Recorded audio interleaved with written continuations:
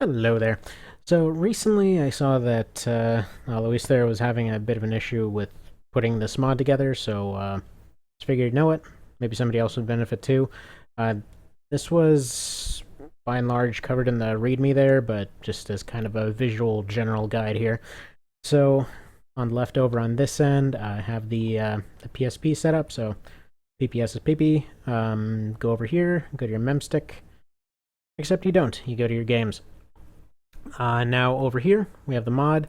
I have the mod up here, so One Vision US, One Vision EU, and the README for it, as well as the README for X Delta and the X Delta UI. So just pull up the UI for it. Go and pull up the patch. So in this case, it already has it up. So let's say I go to here. So just put the patch in there. Go to the source file. So in this case, that would be the game. So yeah, this is basically what I have right here. So this is a modded version of Ogre. Saves it as Ogre. Let's say you go pick up the original one. Now, he was saying that the file size had changed. Let me take a look at that real quick. Yeah, it seems to be the same. So this is the base game, the ROM for it. Now, he said he was set up for emulation, so I'm going to assume whoever's looking at this, has this set up for emulation, whether you extracted the file yourself or did it some other way. And then over here, you go to your output file. So let's just say more fried chicken. Nope, that's not how it words. I'll just go ahead and be embarrassed. Whatever. So yeah, then you pick a place for it to go. So now it wants to go to game. All well and good. Oh, well, got rid of it.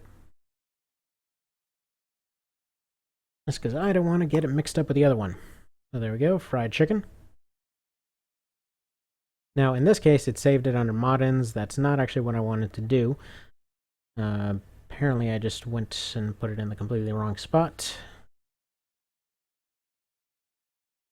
And it has now frozen. Alright, never mind.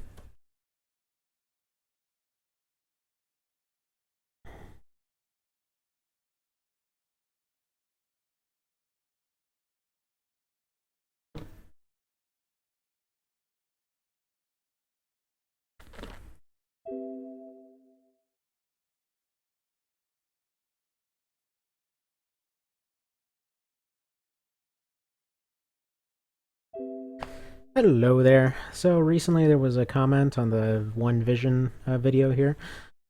In order to kind of explain what happened with the mod here a little bit. So I guess I just figured I'd run through it here, just in case there was any sort of confusion. The mod author did a pretty good job of explaining it in the README. I mean, I'm not particularly fantastic at doing all this sort of stuff, but got it working. So pretty standard kind of patch application thing. So it actually occurred to me later that your issue may have been the version that you were patching. So first off, you go up here, you pick up the patch. So whether you're using the US or the EU version is going to make a difference. Personally, I use the US version. Some slight localization stuff that's different, I'm sure. And you go over here, you get your relevant version. Again, United States or European. I don't believe this has come out in Japanese or anything like that, if that's your sort of deal. So, is what it is. Over here, you go pick a place for it to go. In this case, I wanted it to go to the game folder. Let's say fried chicken. And now you go to patch.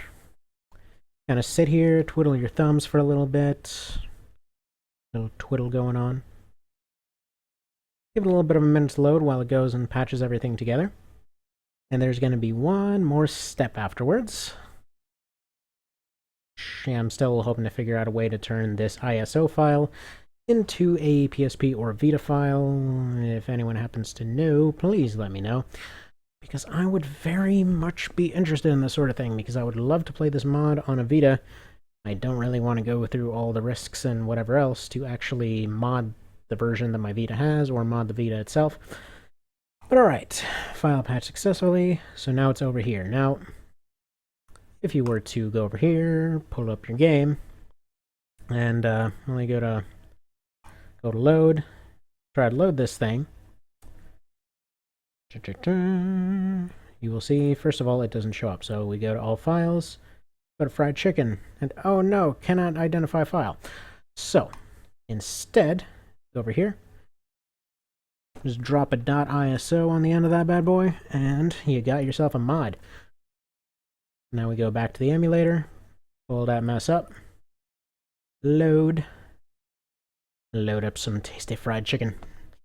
I believe this should still... Yeah, okay, so still uses my old saves, so that's all well and good. So, as you can see, we're all functioning. Let's go ahead and stop emulation for a second. You can see it's a different version from the one that I used before.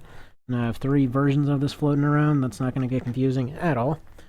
Although, luckily, they're all more or less the same thing now. Oh, wait. Is my controller even functioning right now?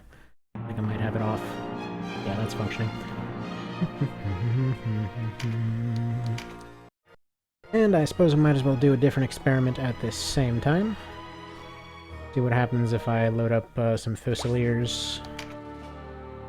Holy Jeebus. These guys have some extra stuff going on. Is that right? 140. Yeah, they're given their relevant stuff, so yeah, that's right. And skills. Yeah, so this actually does seem to work with old files, as far as I can tell.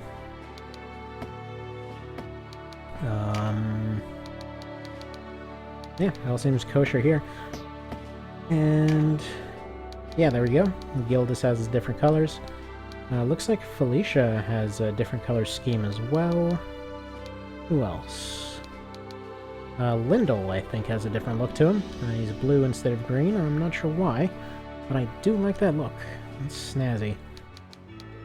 What else? Here we still have Sarah and Voltaire. Yeah, it's all fine and nifty over in this neck of the woods. I suppose this is why he goes to that darker color scheme, because it matches perfectly with this version of Vice. Let's go to the shop, make sure everything's working there. And it's Deneb's shop, apparently. She has nothing here. That's all well and dandy. Class marks. Yeah, we can get warlocks or witches and all that. That's available at the store. And what duelists are like, but whatever. Yeah, different crafting items are very different this time around, and there's a lot less of them, thankfully, and you can finally buy iron ingots. So that's perfect. You can buy these things. Thank you again for that. All that stuff's the same. Reagents only apply to the ninja now.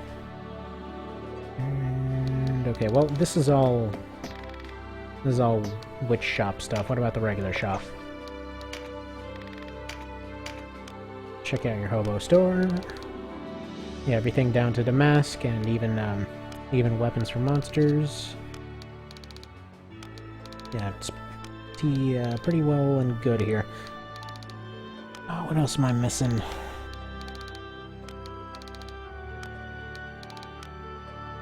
I believe the Scourge is renamed. Can buy all the books, can buy instruments, finally. It's kind of ridiculous they had to make all those. All the weapons seem to be here, along with a couple extras.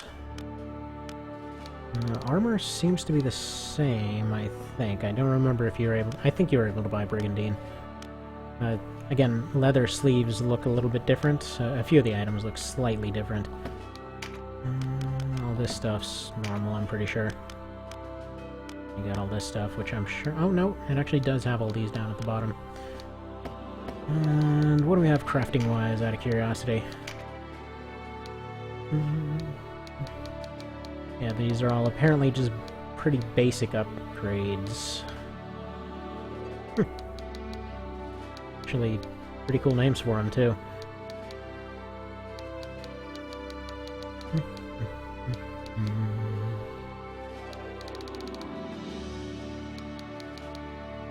Man, there's a lot of cool names on here. Even their stuff that's available is a lot more forgiving. But at any rate, that's all how it is. So you can see the mod's working right. It was a pretty simple setup. Hopefully this is at least somewhat helpful for you. Yeah, that's really about it. So, yeah, good luck and freaking enjoy the hell out of this mod. And, you know, if you happen to track down where Raics is exactly, give him a big ol' thanks, because this thing is amazing.